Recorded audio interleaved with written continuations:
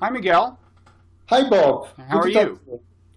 Good, beautiful day in England. Very, very glad to have you here. And it's not a bad day here, come to think of it. Let me introduce us. I'm Robert Wright, of Blogging Heads TV and Meaning of Life TV. You are Miguel Farias, Hmm. and you are in England, although apparently not from England originally. Yes, And you're a psychologist. And where are you situated right now in England? I am. So I'm currently the leader of the Brain Belief and Behavior Group at Coventry University, and previously I was for 14 years in Oxford, first doing my doctorate and then a lecturer in experimental psychology. Okay. And you are the author, very relevantly, of The Buddha Pill. Can meditation change you? And I think you answer the question in that subtitle, yes, but not necessarily for the better. The book Yes. talks about some of the possible dark side of meditation. It's co-authored with Catherine Wickham. Yes. And that's what we're going to talk about today is pros and cons of meditation. You stress the cons more than many people. I should say at the outset, I'm a little bit of an advocate of meditation. I meditate. I've been to meditation retreats. I've written a little bit about it, and I'm writing more. Excellent. I hope this will be a reasonably well-informed discussion of your Yeah, thesis. I'm looking forward to it. Now, first of all, why don't you tell us how you got interested in this subject? I've been interested in meditation for a long while. Right at the beginning of the book, I say that I was introduced to meditation when I was 6, and my parents did a course on transcendental meditation. Mm.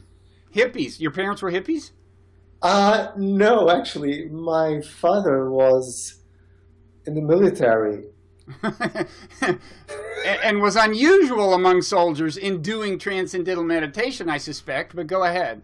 I'm not so sure. If you look, for instance, at the history of the Theosophical movement, there were quite a lot of military interested in Hmm. it Hmm. at the beginning. Anyway, transcendental meditation had just come to Portugal, where I was a child, and they were giving out courses for various people, and they had a beautiful house, which I remember as well as I remember the pictures of levitating people. Well, that's what I back then thought, that they were levitating with beautiful smiles. So I did enjoy it, and my not my mother, but my father kept on doing meditation throughout my my childhood and adolescence. Okay.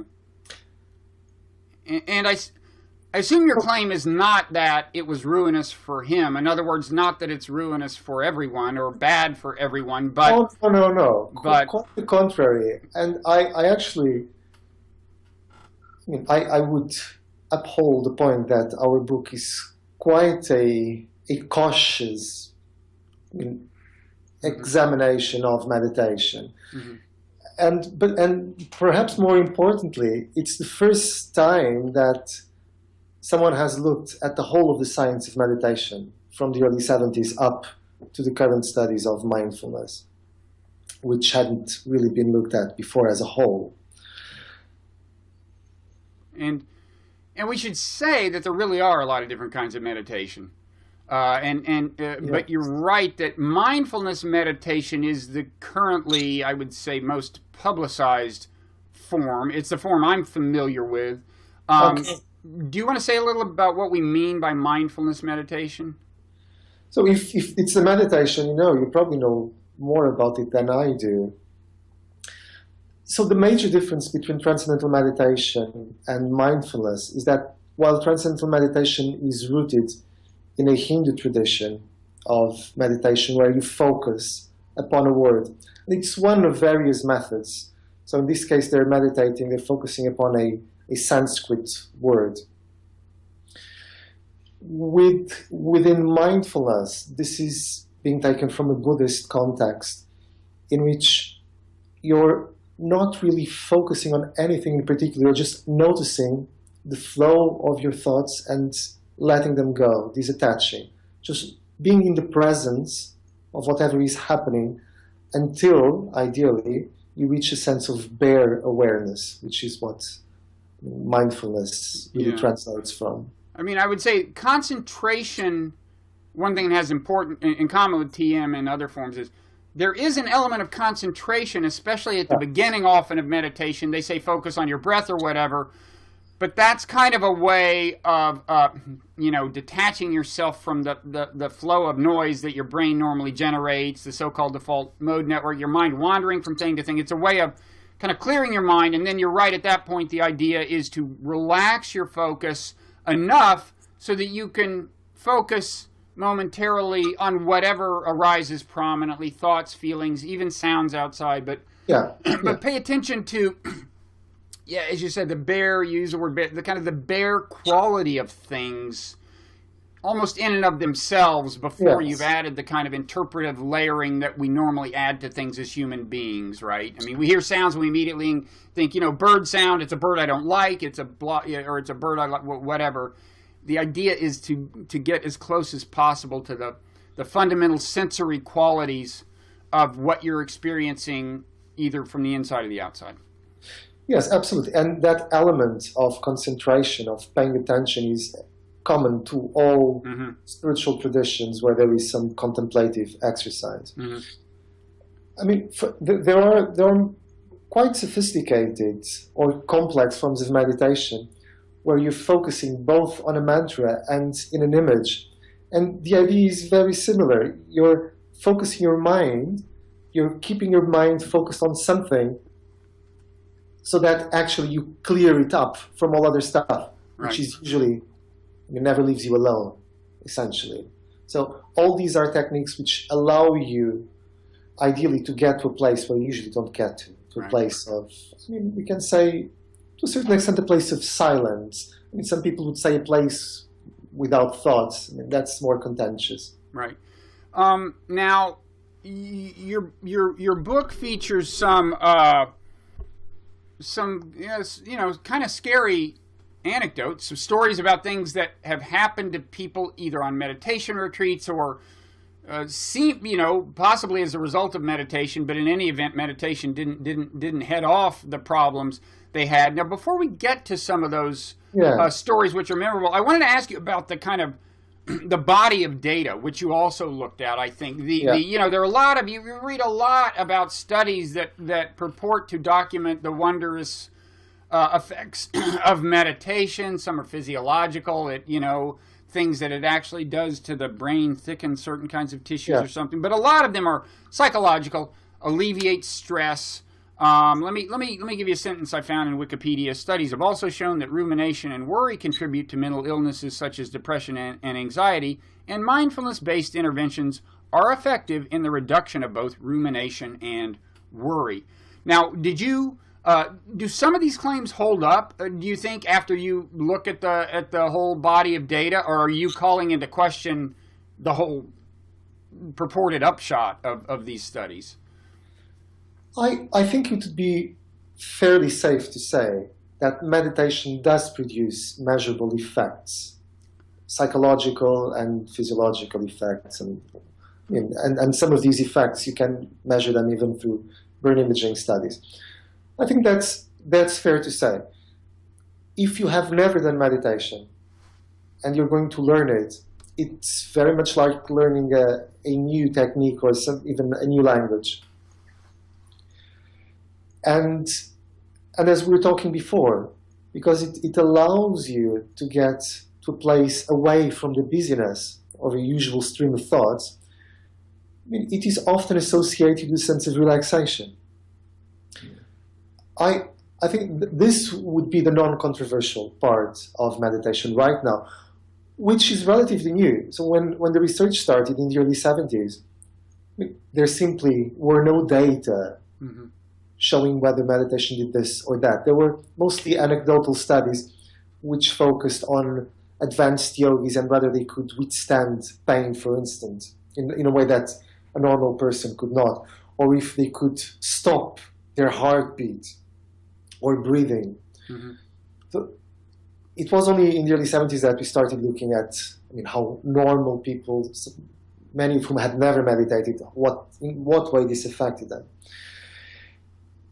And there were all sorts of interesting claims, some reasonable, some unreasonable. And I think the literature has not changed much in the way of the claims and the underlying assumptions about it.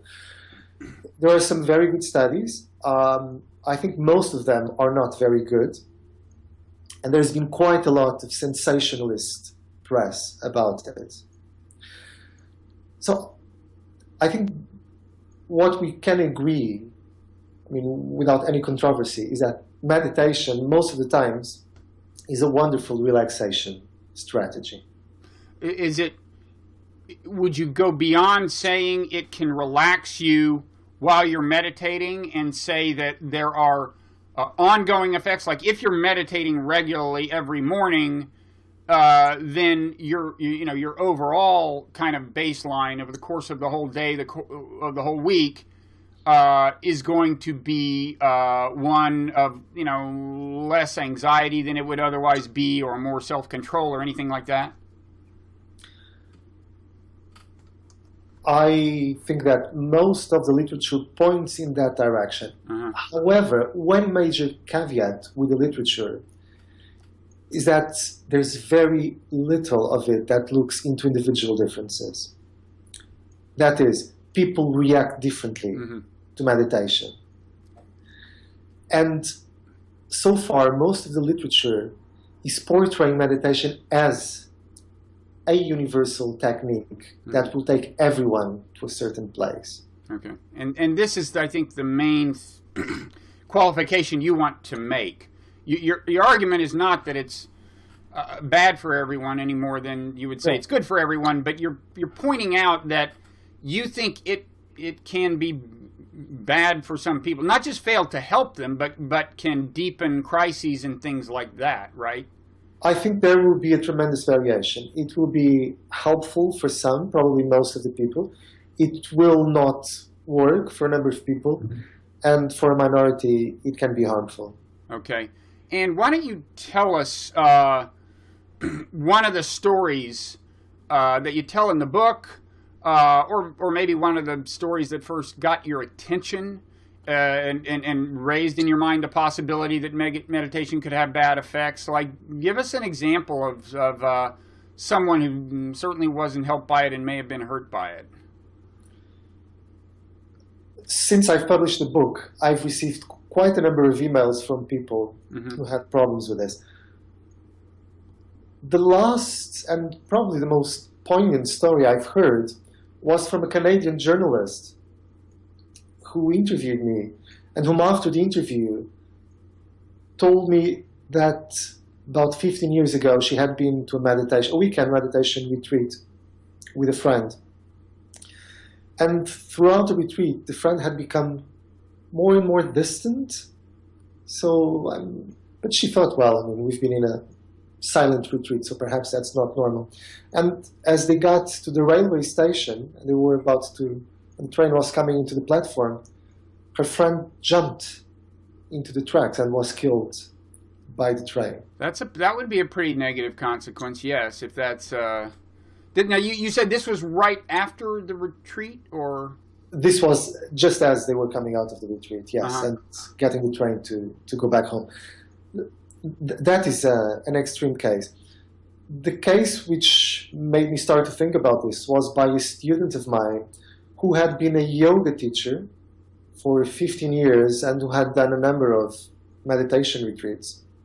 But on this occasion, she started having panic attacks during the retreat and oscillating between panic attacks and feeling very removed, far away from her own body.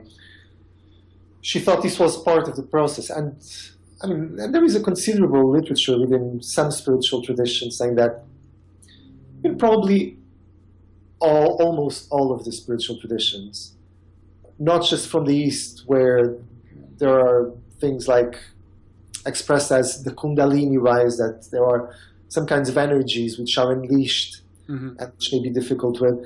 But if you look even at the Christian tradition, someone like Saint Teresa of Avila in the Inner Castle does mention at a certain point that some people have all kinds of difficult physical symptoms.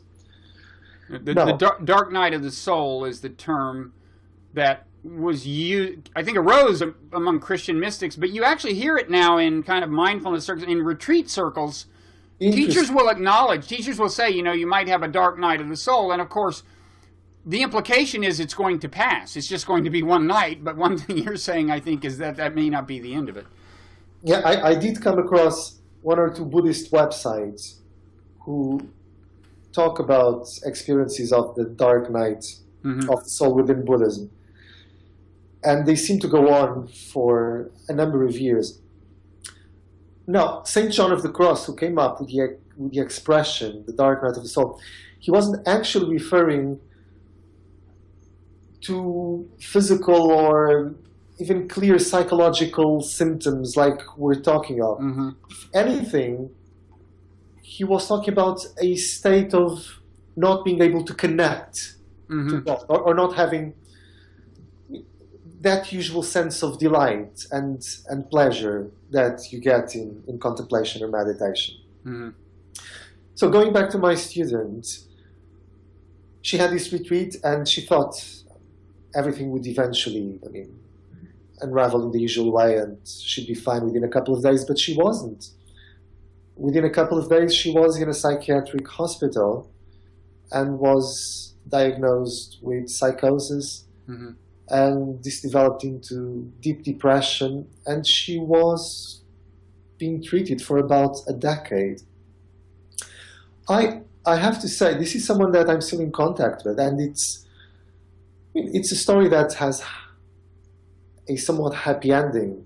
She's moved back into doing what she calls a more embodied kind of meditation, and she just went back to do a retreat again. And she's very passionate about Buddhism. But it has taken her a decade to deal with the sort of mental health problems that arose from this. There is someone at Brown University, Willoughby Britton, you may have heard of her. She studies these, she uses the term dark night of the soul a lot, I think. She studies these kind of extreme negative experiences associated with meditation. I forget her name, but... Yeah, Britton. Yeah, right. So, and again, she mentions that she became interested in this when she was a psychiatry intern in the hospital. And she met a few people who got to the psychiatric section of the hospital because they had been on intensive meditation retreats. And they had dissociation experiences and psychotic experiences. You were going to say something. Well, let me, in a way, play devil's advocate. But first, I'd concede that I think it's very likely that some people... first, we should distinguish between a retreat experience, which most people who meditate never do, and a kind of daily sit-down. The truth is most people who have decided they're going to try sitting down for 20 minutes or 30 minutes a day and meditating, even those who find it works and stick with it, most of them are not doing anything sufficiently dramatic to their mind to have tremendously good or bad effects, right? I absolutely agree with that. But a retreat is an intense experience because, and I just finished a 2-week retreat, which was Vipassana. What's that? Was that a Vipassana retreat? It was a Vipassana retreat, which is, we should say, Vipassana means insight. It's insight meditation, but there's a lot of overlap with what we mean by mindfulness meditation. You might say Vipassana is the most prominent form of mindfulness meditation, kind of now. I agree with that. Some people would disagree, but I would agree with you, yes. There's certainly, the relationship between mindfulness and Vipassana, it's a whole thicket of weeds to get into the semantics of these things, but there's a big mindfulness component of Vipassana, and all my retreats have been in that tradition. This was the longest one I've done, and 2 things about a retreat. First of all, it is sufficiently intense that it's inevitable that some people are going to have bad experiences, and I think most people who have been on them and sing their praises would say they have had bad experiences. Just the fact that you're going a week or 2 without any news from the world, any contact with the people in your life, people you know, And in fact, without saying anything, except maybe once or twice a week when you have like 10 minutes to check in with a teacher or something, or a little group session, that itself is a bizarre situation. Now, you might say that modern connected life on the internet is sufficiently bizarre in itself that it's no more extreme than the meditation retreat in a certain sense. Well, I completely agree with what you're saying. Now, something crucial, as you were pointing out in an implicit way, something crucial about the meditation experience is the motivation of the meditator. Exactly. Why are you doing this? Right. Is it, I mean, someone whom we refer to is David Lynch, who claims he does transcendental, I think, doesn't he? He does, who claims to have derived a great lot of ideas and Right. creativity, as well as blissful experiences from meditation. No, I mean, for some people, I was giving the example of my dad who used TM for a long time, and it was his way of just zoning out, let me be quiet and relaxed for 20 minutes today. Now, when we come to the point in which we're using meditation for self-exploration or even as a form of therapy, then I think that different things can happen. Because from the moment that you're moving into self-exploration, you don't know where you're going into. You don't know what's coming out, how you're coming out of the other side. And that happens with any process of self-exploration. Now, if you're going for a 1 or 2 week retreat, where one of the experiences is actually what psychologists would call of sensory deprivation, you're inevitably going to enter into a different state of consciousness. Exactly. Whether or not you went into it wanting to do a lot of self-exploration, some of it is very likely to happen just because your mind goes to such a different place. And all the distractions that normally keep you from that are gone. Yes. And when everything happens as expected, you have a clarity of mind and thought, which you very rarely get in everyday life, which can be a very powerful and rewarding experience.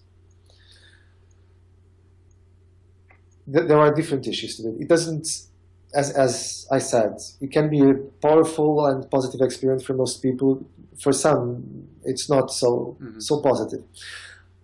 Something else in that experience which I'm concerned with is the rhetorics of experience and where this is supposed to be leading you. So if you go into a Vipassana retreat because you want to get into a deeper sense of self-exploration and eventually transcend all of this and achieve a sort of enlightenment state, which I think is a genuine motivation.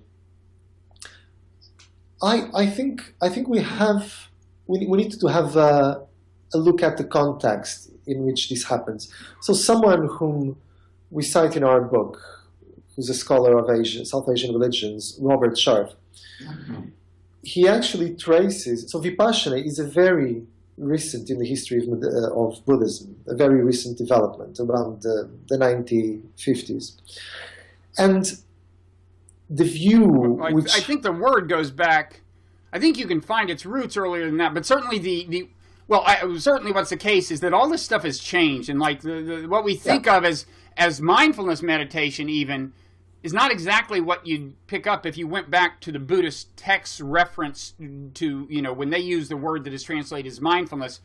So anyway, I certainly agree that what we're dealing with today is a relatively modern phenomena in various senses. Even the idea of a meditation retreat is probably not more than 150 years old. So go ahead. Yeah. So, and I don't have any problem with that. I mean, there is a recent similar discovery in the realm of yoga as asanas, as exercises, that actually what people are doing in the US, in the UK, everywhere they're doing yoga, are actually very recent postures which were mostly developed around the 1920s. And it's a mixture of Scandinavian gymnastics with some yoga gymnastics. So it's mostly a recent phenomenon. What I'm concerned about is the way meditation, when it was transposed into Western context, it became associated with the idea that this is the key which will unravel our true deeper selves. It only has to do, it's a sure, certain, tried path that if you do this technique, you'll get to a next place. And this is not what the traditions where meditation, either Buddhist or Hindu, it's not what the traditions say. I mean, meditation has been practiced in Asian religions for a long time, but they were embedded within lots of other activities. So you would not spend most of the day in meditation. You probably would not do more meditation than Benedictine monks spend doing the offices. Well, moreover, I would say in Asia, most Buddhists wouldn't do any at all. I mean, meditation was traditionally something that monks did, and not even all monks did. It's not part of the standard lay practice. People don't understand. In Asia, Buddhism, it's an actual religion, like believing in supernatural beings, okay? It's like, but anyway, we kind of digress. We agree on this, I think. No, absolutely. But I think there are quite a lot of naive assumptions, even in the current mindfulness movement, within the science of mindfulness. Mm-hmm. Let me just give you an example.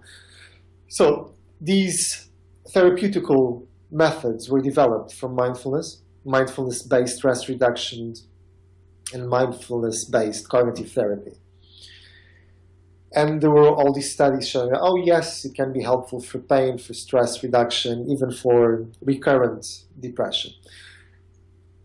And there are some problems with the literature, which again, most people are not aware of. Sometimes they work, sometimes they don't work. They definitely do not work for everyone. Just to give the example of the treatment for recurrent depression, the people who seem to benefit the most from mindfulness are those with childhood trauma and abuse. And we don't know why this happens, and one of the reasons we don't know is because the theory of the mechanisms of how this works is very, very poor, and there is no consensus about how meditation works. Anyway, the assumption is, if you do this, this is going to change you for the better. Then criticism started arising. Well, this is actually a highly individualistic technique which may just be reinforcing egocentric structures. It's just giving more fuel to the ego to feel better about itself. So the research started changing in the way that researchers started using compassion and loving kindness meditation. Again, with the idea that, so if we use these different techniques, we can show that it's actually affecting how people behave towards others. And I'm concerned about the underlying assumptions for this. It's actually exactly the same as what Transcendental Meditation was trying to show, that meditation will put you inevitably in a state of mind which will lead not just into greater relaxation, but will lead into deep ethical change of how you behave towards others. Right. And that's another thing, by the way, the loving kindness meditation or metta meditation that's a somewhat prominent part of the contemporary meditation scene was, I think, not such a prominent part in Asia of mindfulness meditation. But let me kind of give you a little pushback, although I kind of doubt you'll disagree with some of the things I'm going to say. Okay, first, what you've just said about meditation is something I think you could say about any pharmaceutical or therapeutic technique, intervention, right? In a sense, I mean, all, you see these studies of SSRIs, and it's like, well, some people it doesn't help, some people it may drive to suicide, and the hope is we'll get better as time goes on at figuring out in advance who it's going to help. But you have this kind of variation of results. No doubt with psychotherapy, with all due respect for Freud, no doubt some people came out of that stuff worse than they went in. And so this is kind of a general property of interventions almost, right? Yeah. Yes, no, absolutely right. Some of the criticisms in our book, I mean, can be extended to other forms of therapy or techniques which try to promote change. I mean, however, let me give you the example of someone who's both a clinical psychologist and a mindfulness researcher, Harold Valach, whom we interviewed for our book. He started out, when I asked this very same question about, so is this something which only changes, when it changes you in the sense that makes you more relaxed or even allows you to get to a deeper place within yourself, but actually, I mean, doesn't really change how you behave towards others. And he said, oh, no, of course not. Of course, we expect this to change you, I mean, throughout all aspects of yourself. But as I pushed him towards other aspects of change, so would this change your attachment pattern? One of the major findings in psychology, and one of the most robust findings, is that the way you relate to your parents or whoever is close to you when you're growing up, this will create a pattern which will mimic throughout the rest of your life. So if you have an insecure or avoidant attachment, this will stay for you until it is healed, either through a relationship, a very positive relationship with another person, or through a constructive relationship with a therapist. So when I pushed him there, he sort of backtracked and said, well, no, I don't think you'd be able to change that kind of emotional pattern through meditation. Mm-hmm. And I think here we have an important difference between the use of meditation as therapy and being in a therapeutical relationship. Because the major finding of therapy is that what seems to be doing the work is the quality of the relationship with the therapist. The magic of therapy is that when you just click with the right person, that's the magic of it. Now, with meditation, I mean, you can get to very interesting places, but unless, I mean, in some traditional structures, you do have a relationship with a guru. That happens. And I think, within these retreats, people who keep going to retreats, they resonate with some teachers more than others. Different teachers emphasize different things. And in general, of course, one problem with talking about this is it's no one thing. I mean, even within Vipassana, you'll find long-standingly different approach. Some people would say, start by focusing on your breathing. Some people say, no, start by focusing on other bodily sensations. And the differences go on from there. And different teachers add their twists. And some of the teachers, well, anyway, it's not, it's a very variegated thing to begin with. Yes. And that's why it's not like studying SSRIs, or even probably it's not as neat as studying something like cognitive behavioral therapy, even though different teachers differ within that tradition. There's probably a little more uniformity. No, but that's exactly one of the important points. Yeah. With these mindfulness applications to therapy, we have a sort of assembly line going. You have a standard technique which is just producing, I mean, it becomes a sort of automated process, which I don't think does justice to the complexity of who we are as human beings. Yeah. This is being given out as a group intervention. Right. Now, I will say, okay, so other things I'll say in defense of it. First of all, my very small database, I've had good experiences. I've always gone to the same place. I think it's a very professional place, which is very mindful of the limitations of the claims they should make. It's like if you ask a teacher, well, will this solve my attention deficit disorder problem? They will not say yes. They are careful, at this place. So it's a professional. It's called the Insight Meditation Society in the United States. It's well known. One of the original Vipassana centers, and I think they really do a good job. And anyway, what I would say is, I went there some years ago for the first time. I had a good experience. And I say to people, you know, you should try this. It's interesting. I suppose, how many people on my recommendation that I know of, 6 or 7 people, have gone there with, all of them with little or no meditation experience. All of them have been glad they did. All of them gave me a positive report. So I guess that's something. 3 of them are in my family. 3 or 4 of them aren't. They're just people I knew. So that's a little database. The other 2 things I'd say about retreats. One is that, as we said, if you go into such a strange environment where you're shut off from information about the world, you're meditating you're doing 5 hours a day in total of sitting meditation, plus a lot of walking meditation. Inevitably, you're going to explore some things you hadn't explored. And I would say, by the way, I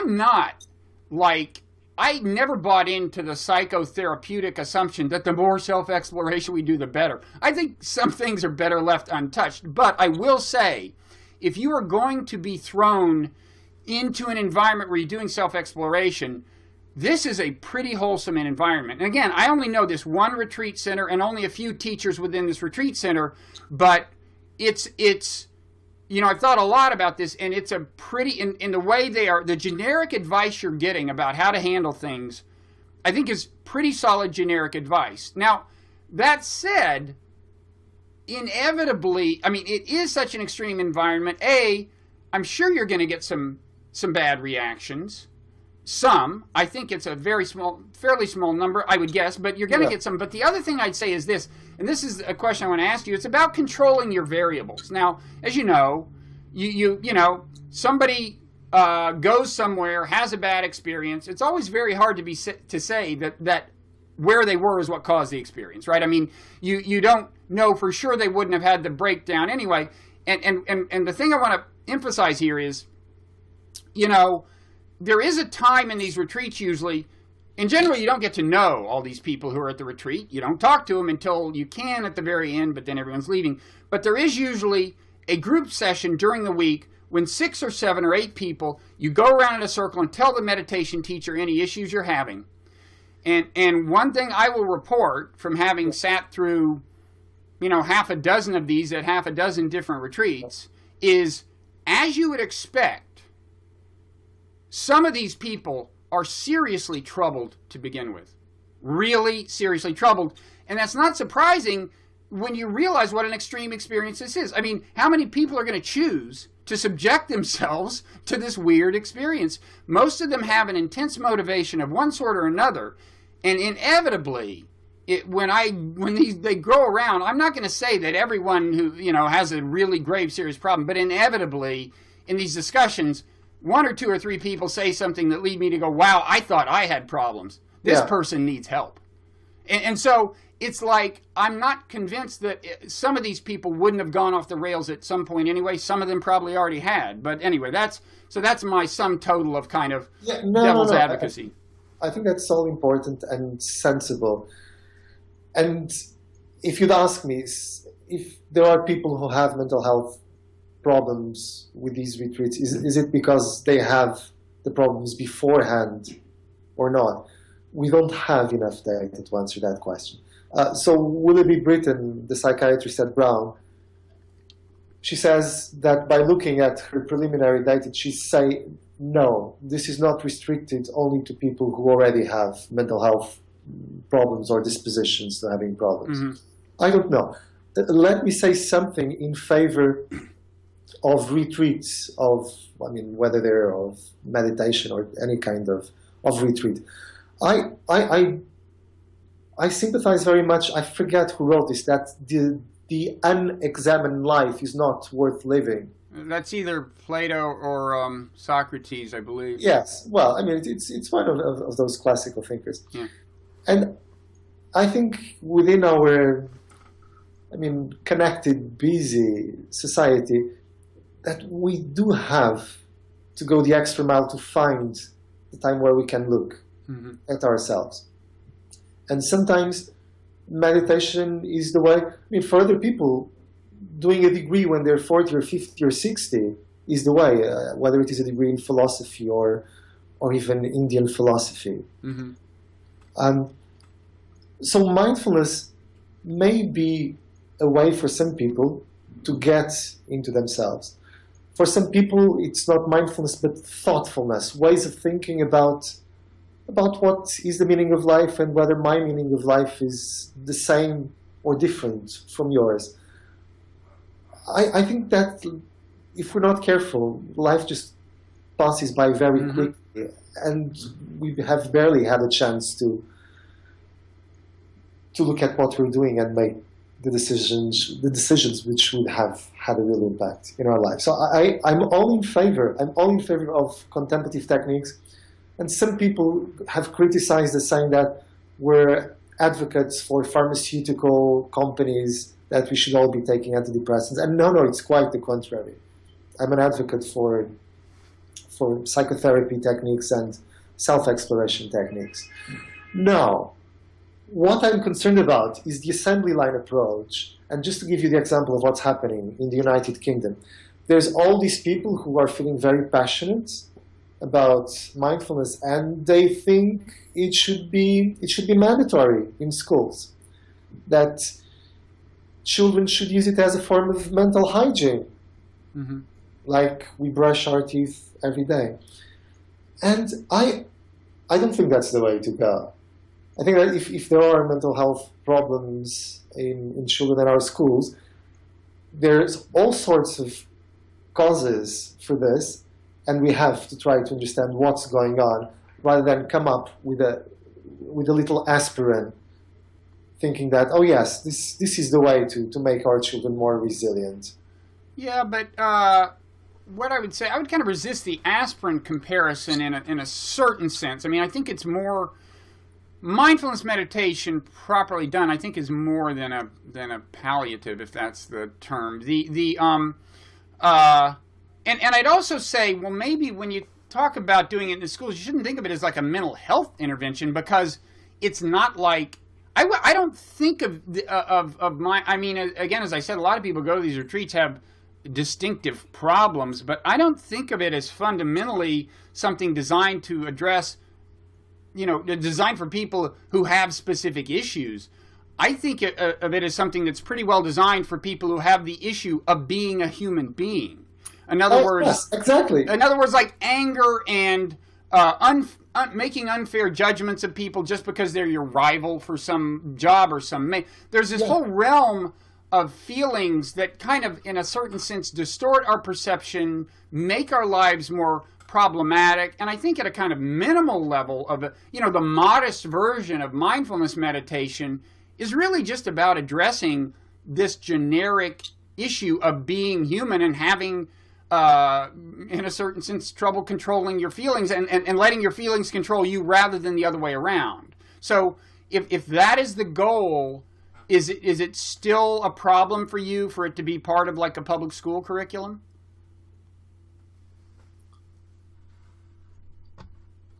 I'm quite sympathetic to what you've just said. My question would be, are we using this simply as a self-regulation strategy?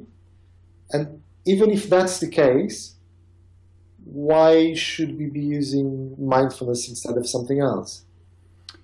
Well, in my experience, you're really addressing the root of the problem. I mean, in other words, feelings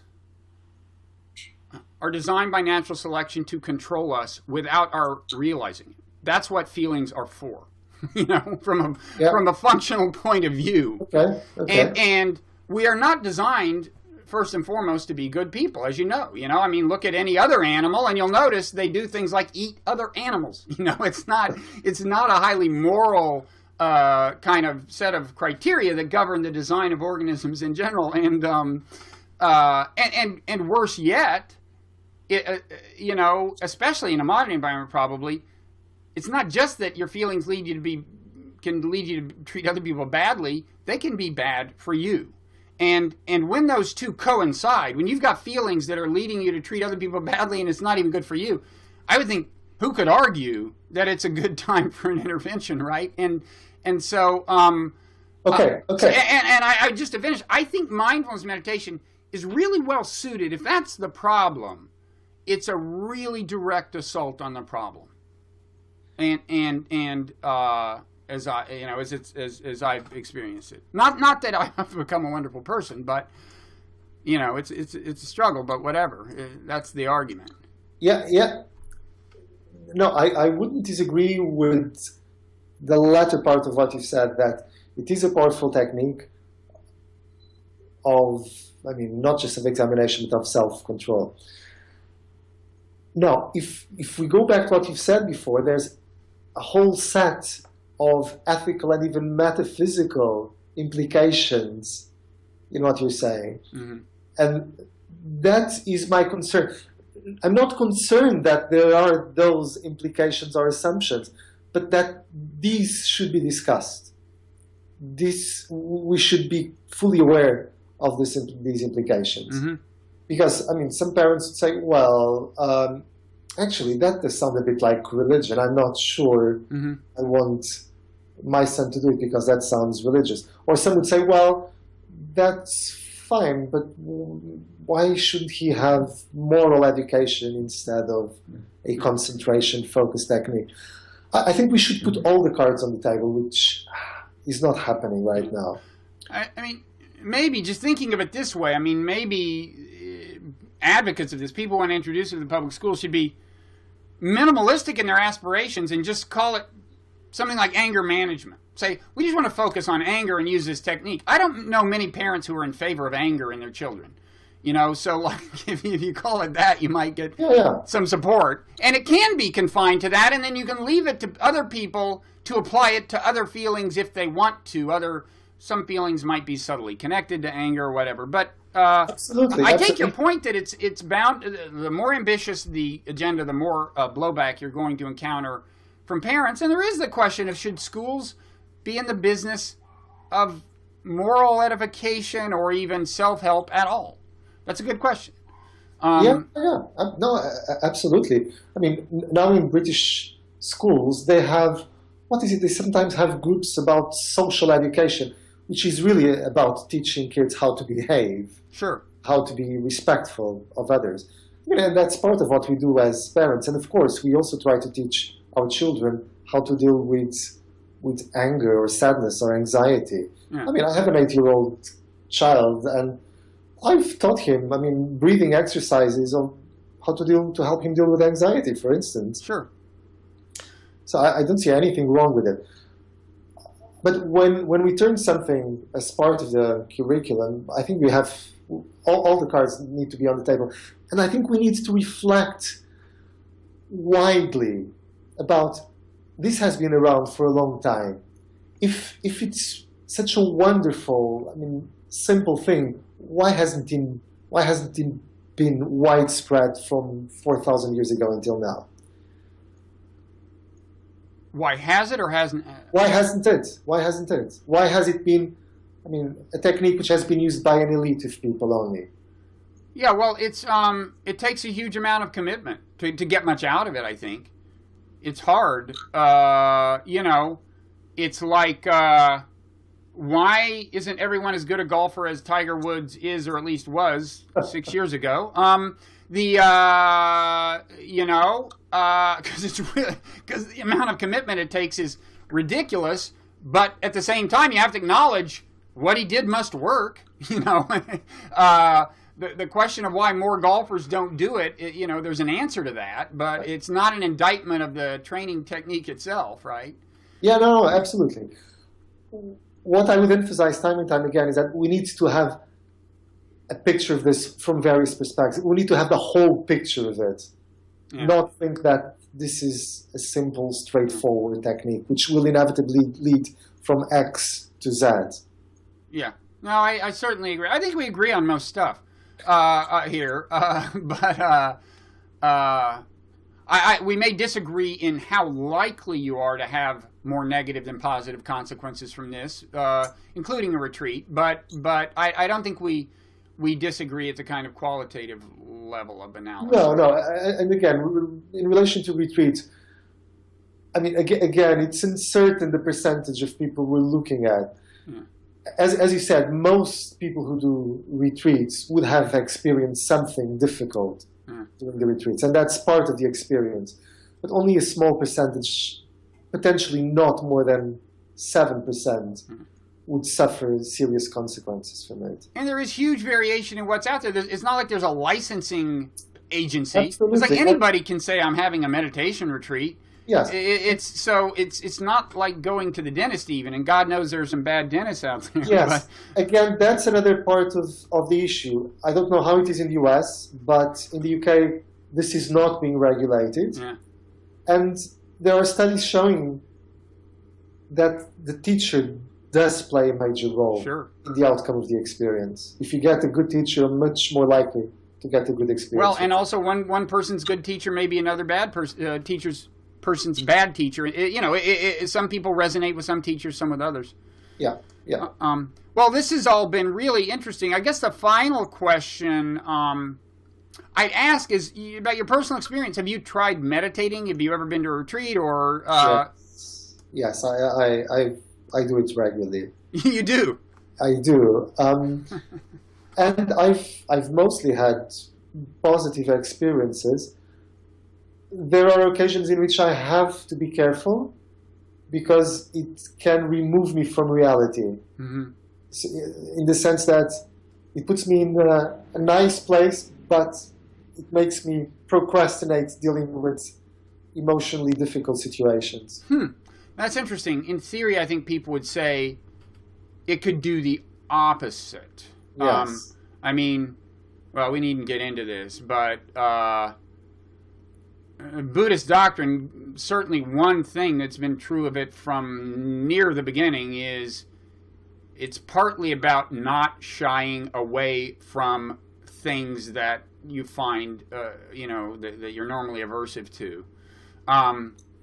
Dealing with, not shying away from painful things and just dealing with them. But yeah, I do agree. But anyway, this is really. Well, on the other hand, let me just say this. On the other hand, because ultimately everything that we're dealing with is an illusion. Meditation can put you in that frame of mind where, I don't really care. Because I think that is a real danger. Yeah. I think that's a little different from the first problem you described, and I think that, whether you want to call it danger or not, I think it's a real phenomenon. Yeah. And one thing, and it's almost in the doctrine. It's the idea of accepting conditions as they are, and it worries me that there are not more activist Buddhists in a certain sense. That what you hear is, well, it's like when you're on an airplane and it says if there's an emergency, first put the oxygen mask on yourself before you help people near you because you've got to stay alive. That's what you hear is that, well, you've got to focus on helping yourself before you help others. And I do think generally people who help themselves through meditation do become probably better disposed toward others and treat people better in a general way. But I do think it can drain the activist zeal. And that worries me a little. Yes, no, I think you're very, very right about that. And some of these very, very sophisticated spiritual systems. Just yesterday, I was talking to a lecturer who specializes in some Hindu aspects, such as Advaita Vedanta, that it's almost impossible to have an ethics within a philosophy of non-dualism. You're not real, I'm not real. Why should we spend time thinking about how I should behave towards you if ultimately we're the same? Right. The response to that, well, we're getting too deep, but the quick response some people would make is, it may be true that you get to a point when you are so beyond things like moral judgment that you don't go around going, that person shouldn't have mistreated that person. On the other hand, they would say, if you get to that point, you're not going to be doing any harm because you've totally let go of the self and all selfish motivation. So at least you're not the problem. Yes. Well, in the chapter on the dark side of meditation, it's not just about mental health problems. The other is how you can use these techniques and these states of being, which may be even called of selfless states of being, towards towards violent ends, for instance, as it happened during the Second World War with Zen Buddhism. I agree. You can use meditation as a technique that facilitates bad behavior. I agree. That can happen. I think it tends not to happen, but I think we'd agree it's a reason that meditation is probably best learned in the context of an ethical system, such as the Buddhist ethical system. Which again brings up the problem, but are these mindfulness techniques secular or spiritual? I don't have a particular problem with it, but the way they're being sold is that these are purely secular techniques. I don't think they necessarily are, actually. I think they inevitably have ethical implications one way or the other. They're going to affect the way you behave to other people. I think the effects tend to be good, but I agree it's not guaranteed. Well, listen, thanks so much. It was a great pleasure. For the time. The book is The Buddha Pill, Can Meditation Change You? And we've got a link to it on our site. And, maybe you'll come back and talk to us again at some point. We didn't exhaust the topic, I think. Great. I'd love to. Okay. Thanks so much. Thank you. Okay. Bye-bye. Bye.